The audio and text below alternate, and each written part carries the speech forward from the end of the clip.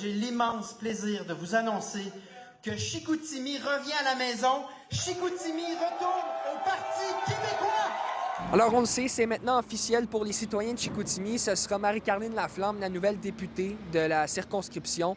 Le Parti québécois remporte une victoire importante dans cette élection partielle avec 45 % des voix. Les conservateurs, quant à eux, obtiennent 26 % et la Coalition Avenir Québec, avec Francis Tremblay, un maigre 12 %.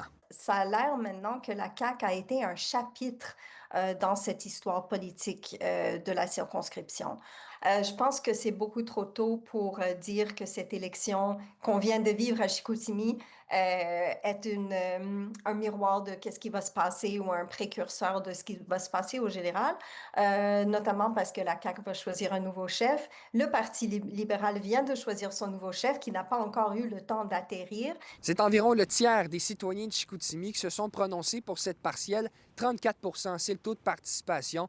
Ils pourront bientôt venir rencontrer leur nouvelle députée dans l'ancien bureau de circonscription, celui qu'André Laforêt utilisait sur le boulevard Barrette à Chicoutimi, à proximité du Maxi. Ce qui est important, c'est le dossier du bloc opératoire. Le bloc opératoire où il y a une incertitude là, par rapport à est-il inscrit au PQI ou pas.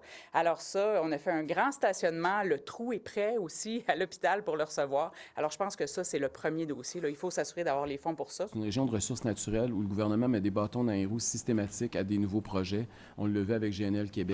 C'est une région où, au niveau du bloc énergétique, on empêche beaucoup d'entreprises d'avoir accès au bloc énergétique pour ouvrir des nouvelles usines, avoir encore plus d'exploitation de nos richesses. C'est une région qui est la région de loin la plus affectée par la crise forestière à l'heure actuelle, où on prévoit que la moitié des emplois vont être perdus dans les prochains mois. Les gains que les conservateurs ont réussi à obtenir, en 2022, ils avaient obtenu 9 % des voix. Et dans cette élection, 26. Éric Duhem est un excellent communicateur. Il n'a jamais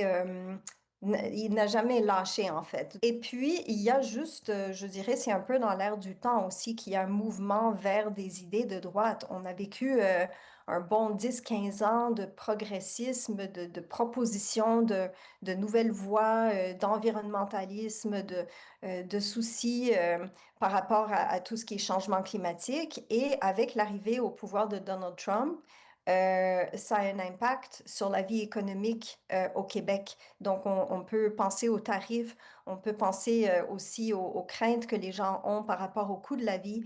Et ces enjeux-là sont, je pense que le message est clair, on considère que ces enjeux sont mieux pris en charge par le PQ, le Parti conservateur, que pour l'instant les autres partis. À Saguenay, Étienne Ouellette pour Nouveau Info.